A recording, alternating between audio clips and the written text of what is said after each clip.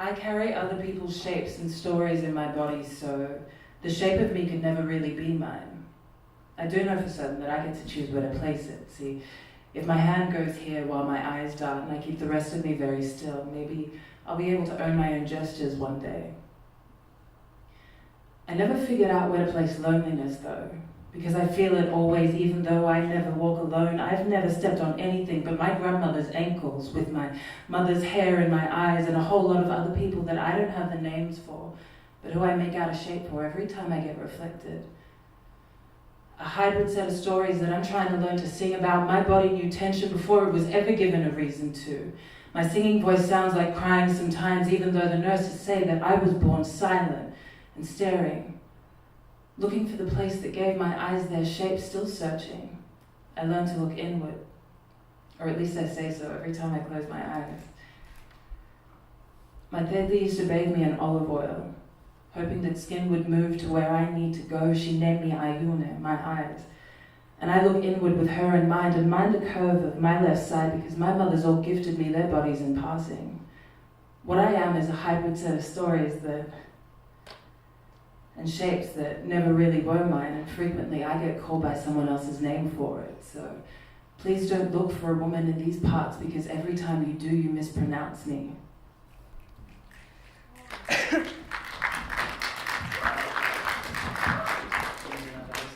wasn't expecting to be so nervous, but I am. See, we only have this many hours together, and I don't want to dedicate it to the hours that we've had already, to the flowers deflowered already, to the pretend we're all a little bit too stable to be unsteady, because it's a lie.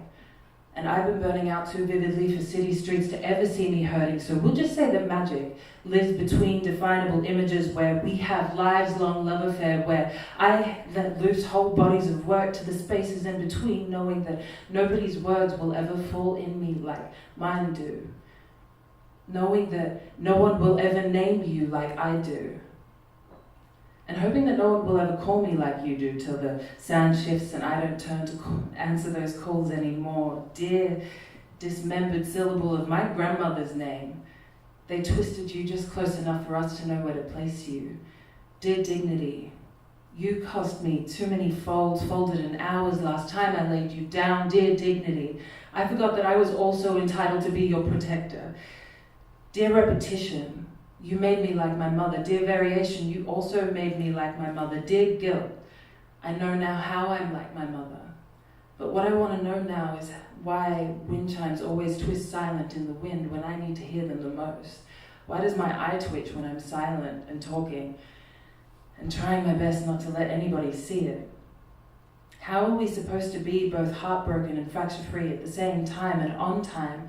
Because if there ever was a timeline, I would have landed on time at least 60 seconds by now, and I wouldn't have to be here and over there, or have to hear what my own history sounds like. So please, describe to me one more time what I need to do to be civilized, and what it was ever meant to mean in the first place.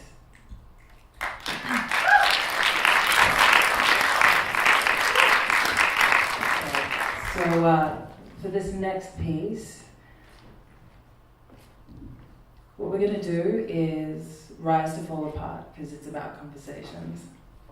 And the way that we're going to do that is, I'm going to ask you all to close your eyes for a moment, and on the count of 3, we're all going to breathe in collectively, hold it, and then breathe out however and whenever you want to.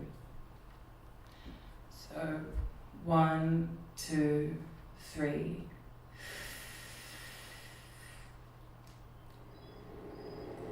I'll be caught in the rising with you. Maybe not like the sun. Maybe more like dirt.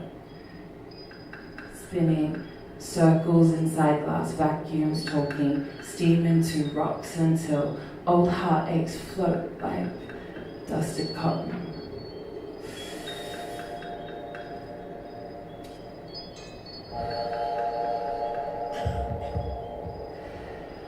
We only ever hum on the exhale, only ever fall on the inhale, only ever see as far as breath can carry, which makes us both almost nothing when neither one of us is breathing. And we need to keep breathing to make sure this little world of ours keeps spinning.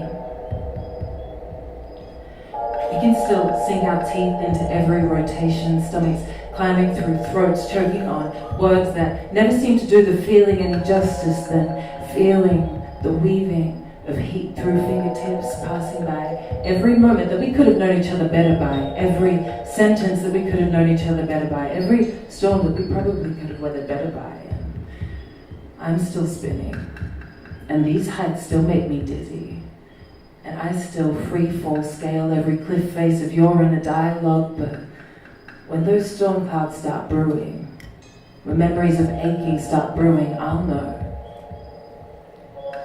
that I don't need to scale cliff faces to draw those clouds to where my lips part.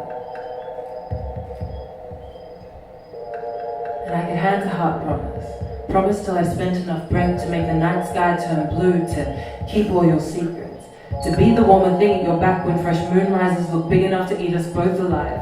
And every time our opinions collide, we scorch the air and make these spins spin dry enough to put a click in my mouth. But you're still spinning, and we're still spinning, and these heights still make me dizzy, and you still have me caught. I'm still caught in the rising with you.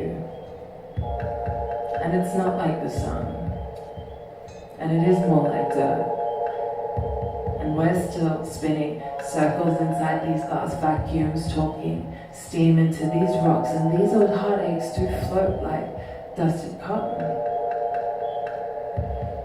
And we will only ever hum on the exhale, only ever fall on the inhale, only ever see as far as breath can carry, which makes us both almost nothing, because neither one of us is breathing, so